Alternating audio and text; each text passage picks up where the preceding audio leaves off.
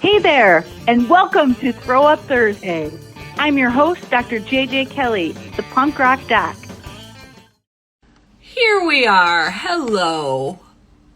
Welcome to Throw Up Thursday, where you come barf your problems and you leave feeling a whole lot better. I'm your host, Dr. JJ Kelly, the punk rock doc, and I will be joined quickly, I hope, by Olivia, one of the docs at my company, Unorthodox.inc. Unorthodox Inc. Still don't see Olivia, so I'm not really sure what's happening there, but let's go. There we go. So I'm sitting here on this rainy Oakland day, kind of a little bit tired than usual. Does the rain do that to you? Kind of does it to me, or maybe it's because I'm doing this second round of the PPP loans, which just makes me want to go to sleep. Hi. Welcome. How you doing? Good. I was just talking about how I was doing. See everybody here? We got Erica, and we got Sam, and we got Grace and Corey, and Anna's here too. That's great. What a crowd. Yeah, welcome everyone. Oh my goodness. All right, so let's jump right in. Oh, you look a little tired too. I was just saying, I was feeling that with the rain. I'm so tired. I'm feeling very exhausted today. Oh, it's Mel on Anna's. Hi, Mel. Oh. Hello, Mel. Allie. Everyone. It's a family reunion. Mel's ears must be burning. We were just talking about that. I was talking about emailing you. All right. Well, let's get going here. Even though we're both a little low energy, let's do it. Perfect. Okay. So let's start with one that I got from a friend. So this one says, I'm noticing my friend is not asking me questions about myself when we hang out. I ask them how they are, but they're not asking me anything about myself or my day. Am I being unreasonable for being upset about this? How do I talk to them about it? Oh my gosh. Welcome to my world, first of all, friend of Olivia's. Oh my gosh. You know, I have taken to stopping people after a while and being like, okay, now here's the part where you ask me something about me. Mm-hmm. Not kidding. I literally do that. And sometimes, particularly if they're white straight dudes, they freeze up. Yeah. And they're like, holy shit. How can she, like, what? I like, now I'm put on the spot, which really actually kind of irritates me more because it's like, I'm doing you a solid of like letting you know that like I'm helping you out of this hole that you're digging yourself into right now. And how the hell do you come to a conversation where you're not prepared to ask me one thing about myself? What is the matter with you? Has anybody ever taught you like basic ways to like be a human being? I mean, there is no getting away from the gender differences that are socialized with this question. Mm-hmm. That is really a thing for sure. And even if that is not the case, when anybody here listening is on, I would encourage you, maybe not doing it like I do it. I'm very upfront with it. And that freaks people out. But honestly, they're going to be freaked out anyway because they're being called out on something. And I'm not even doing it in a shaming way. As you said, I'm like offering them a window to not be an asshole.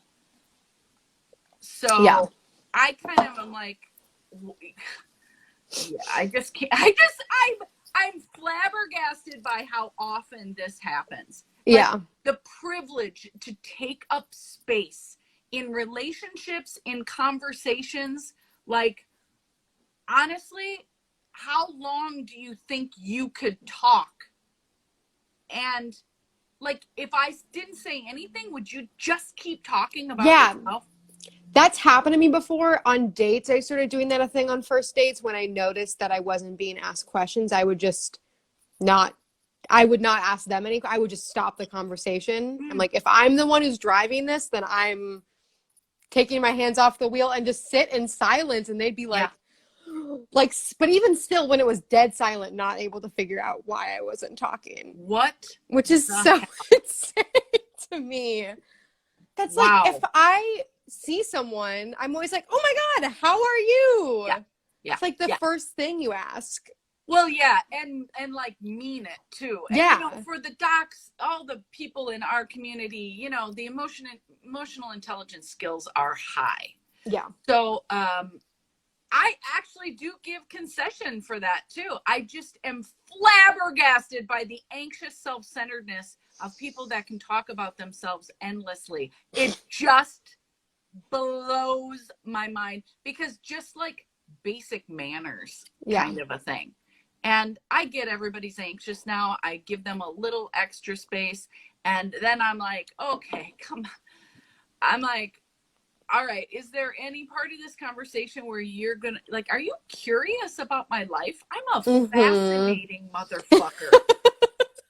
I mean, and plus, like, how do you feel? Like, don't you ever leave conversations with me going, oh, I feel really great after that conversation. But you know what? I don't know anything about her. Yeah. I have had people say that to me. And so that's part 2 of this, which is, I think we kind of train people how to treat us. And I have wondered before and uncovered that I think sometimes I hide in plain sight, meaning I don't have to reveal anything about myself if I just keep people talking about themselves, which I'm very skilled at, obviously. So I have to take some responsibility for the fact that I have trained people to ignore my needs, particularly if they've been around for a long time, because me taking up space is a relatively new thing. So I have to give them a little bit of cushion in the relearning or unlearning what I trained them to do. So to your friend, I wonder, you know, are you anxious about taking up space? I don't like to jockey for airtime, as I say. I do like to be asked, but not everybody operates in that way, especially dudes. You know, they kind of do jockey for airtime even with each other. So before we jump on the like it's super sexist train, which it is, there's also a way that male-bodied folks interact with each other. Now, let's not, I mean, we still have to account for the fact that, have you ever been around a female-bodied person? Like, that's not, come on, you know? Especially if you're straight. Do you ever want to get laid, or are you just going to talk? Right? What? Yeah. So it's like, I do think it's a 2-part thing, but obviously your friend is going to have to assert themselves in whatever way matches their values. And that's going to make them anxious, and too bad. Yeah. Take a couple of deep breaths, say it in as kind of a way as you can. If you know who this friend is, why don't you teach them a DEAR for this situation? In DBT, we would do the DEAR, which is the formula for interpersonal effectiveness, how to ask for things, how to say no. And it works great. Do you have anything you want to say to this friend? No, I mean, I think part of the thing was like, is it unreasonable to be upset about it? Is like, no, like you're feeling angry. So you're feeling angry. Validate that. Yeah. And anger is the emotion that tells you your boundaries are being crossed. So listen. Time to say something. Definitely. That's a great I think one. that covers like that. Yeah. Okay. And so now we'll go to some questions from Mal. Oh, yay. Okay. So, all right. They said Sorry, I'm just reading what being talked at. I've said that too. I'll be like, I don't really like being talked at, so I'm willing to give you a bunch of space in this conversation. I'm interested in what you have to say. I just would like to be included. I've literally said that recently. Yeah. I don't like being talked at. That captive audience thing makes me fucking furious. I don't like that. Allie says, when you leave a combo feeling like you didn't even need to be there, it ain't a combo. That's right. Yeah. Word. Yes. Uh-huh. This could have been an email. An email that I would have ignored, but yes. been less drained from, you know? Like, fucking hell. Okay. It's a really weird experience when you're in a conversation that you're like, this could have been truly anybody. This has nothing to do. It's like, with me. It's totally depersonalizing and objectifying. Yeah. And that's why it makes me so furious. I don't like that. Yeah. And I will not, I'm too fucking old to deal with that shit. And anybody here, like, please learn that before you're old. You know what I'm saying? Why don't you just film yourself and post it online? Yeah. Yeah. Well, I feel like, especially for people who are like generous with listening and giving advice and like being compassionate towards people, I really fucking hate when people take from me something that I would give to them. That's a saying I've said a lot. Don't steal from me what I would happily give you. That is just fucking, I can't imagine doing it. Like, I cannot imagine being on the other side of that where I just go. Like, I sometimes do unload on Sam. He knows it's coming. I say what's happening. Yeah. I need to cry or something like that. But it is far less than I give. Yes.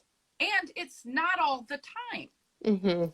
And honestly, I think of it as a little bit like I'm letting him do that for me. Which is a privilege in a way. I mean, Sam, feel free to comment about the hell that is. But I mean, but that's how relationships are. That's how relationships are. Yeah. It's like a give and a take. And as long as you're like being cognizant of that and letting the person know, like, hey, I need to vent. Like, is that cool? But and there's so there's like an awareness there that it's not like you are my captive audience and I will just talk at you without even acknowledging that I'm doing it. Yeah, and then soundboard every time we get together for the first hour of our lunch. No way. I do not. As a younger person, I did sit for that a lot longer than I do now. I do not. I bet it doesn't even go 10 minutes if I'm getting a sense of being objectified. I just stop that shit straight. Yeah. All right. See, there was more there. That's a great one. It's a great question. Good luck to your friend. Okay. So this is from Mel. Okay. So they wrote, my grandmother passed away last week and I drove down to New York to see her before she passed. Consistently practicing my core mindfulness skills before, during, and after all this happened has been a key resource for my overall mental and emotional well-being. I'm noticing a tremendous sense of freedom and relief, which is new for me. For the most part, I'm not questioning the validity of my emotions, especially when I can radically accept feeling relief and sadness. Where and when I struggle is keeping my boundaries airtight with my mom. She is grieving, and she is who she is. How can I work on accepting that I may very well be an asshole in her eyes by maintaining the healthy boundaries with her? Oh my gosh. I mean, first of all, that's so well written and way to use the skills. I mean, Mal's a pro, so I'm not surprised. I am happy for them because death is just a tough situation anyway. And we've been talking about this kind of a lot lately too, the whole grieving thing. I think it's just kind of a theme of COVID in general. And I'm sorry about your grandmother, Mal. That's what I was going to contact you to say. And it definitely has been on my mind how that's impacting your mom. And you know the answer to this, which is you just have to radically accept being misperceived as the asshole. Plus, you have so much experience with this, Mel. Oh my God. Like, there's no new formula to it. It's the same thing we've always done.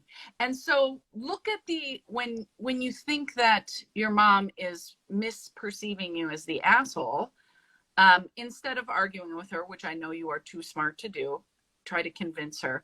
Look at the emotions that come up. Is it guilt? Is it unjustified guilt? Is it worry? Is it just sadness creeping in and pumping up the other two? Like, really get in touch with the emotions that are being evoked by being misperceived as the asshole, and then validate and let go and manage those. You stay in your lane on this one. You already have an instinct that that's what you are to do. You can tell that you know the answer from how you wrote the question. So just stay the course. You know what to do. Act according to your values. You are a pro at that. And thanks for the question. We miss you. All right. There it is. They had another one too that's kind of linked.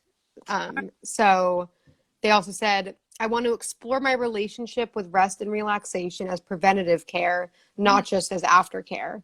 What can distress tolerance work look like when I'm in wise mind?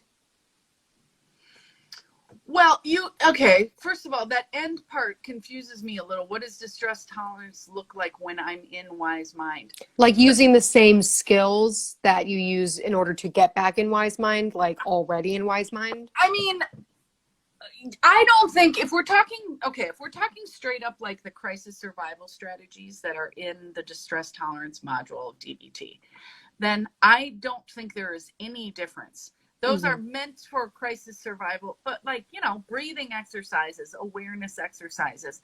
I think that it's actually a very pro question to even ask, because there's a nuance and a sophistication to asking the question, hey, how can I use the distress tolerance skills when I'm not in distress?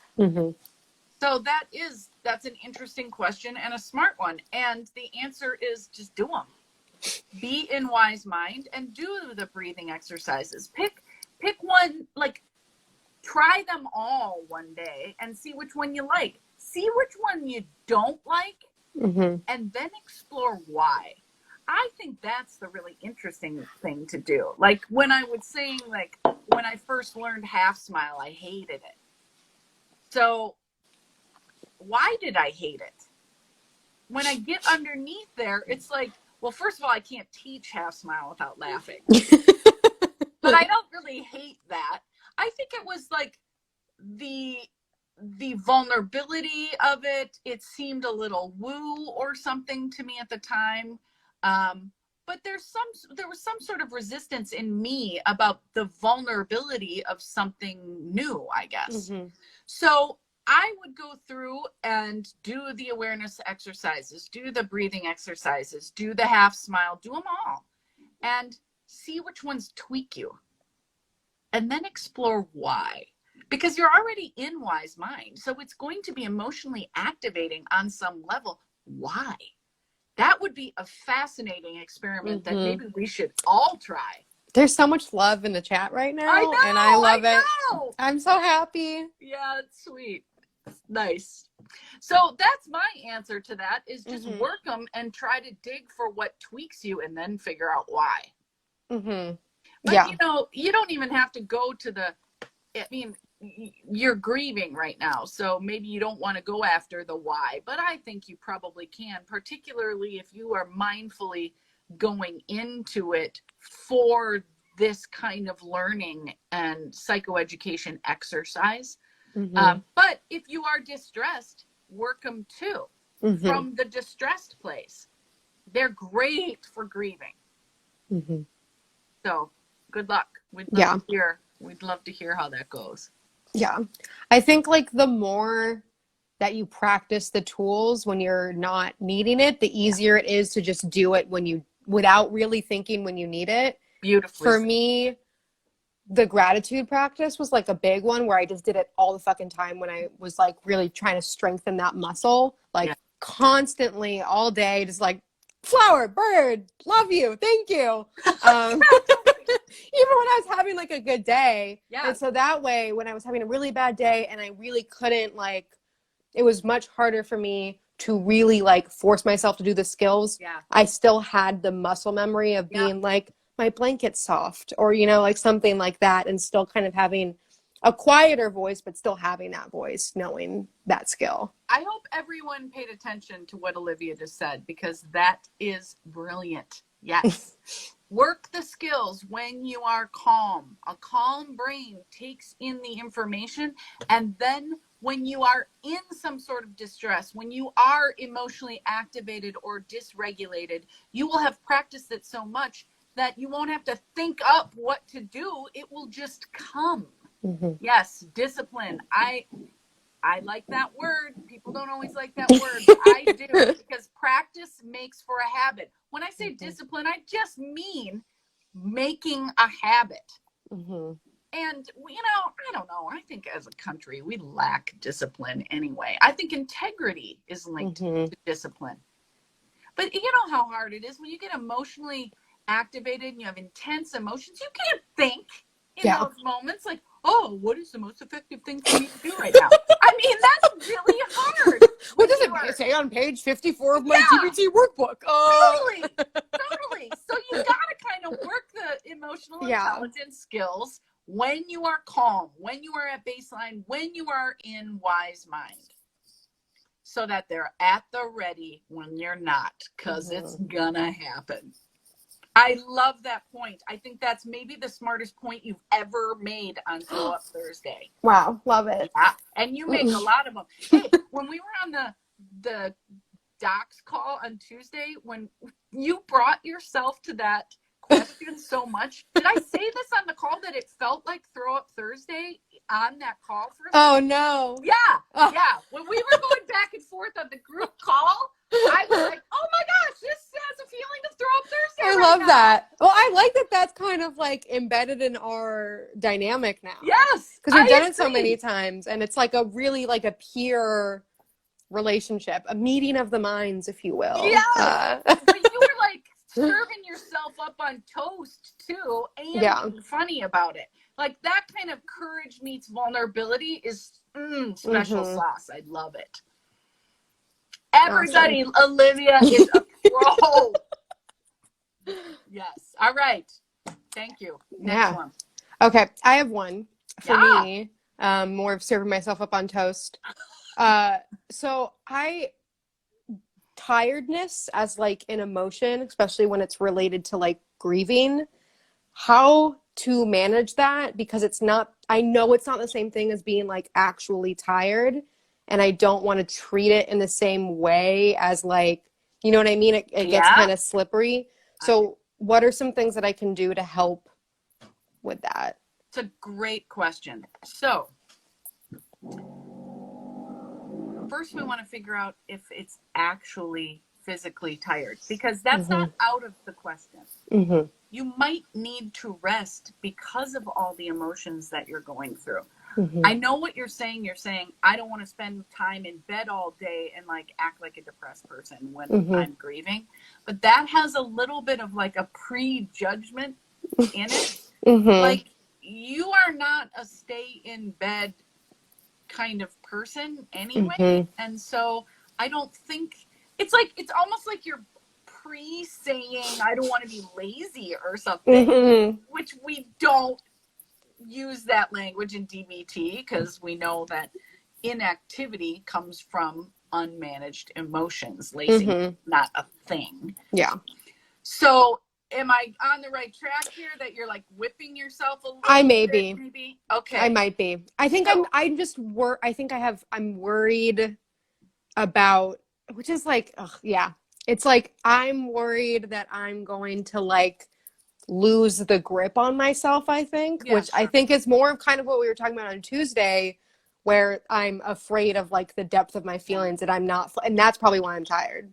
And that's my second part of the answer, which is, what are you resisting? Yeah. I think the thing that wipes us out the most, whether grieving or not, is when we are resisting feeling emotions.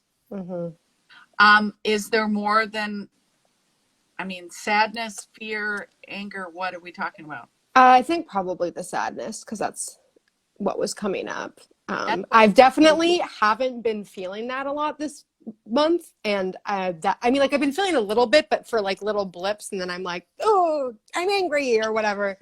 So I think there's definitely some resistance and some like shying away from that, or like something in my mind, which is so silly. It's like, oh my God. It's not, I mean, what's not silly is I know what that is. Like when, oh gosh, I remember feeling that. Like, I don't want to start crying because I'm afraid I'll never stop.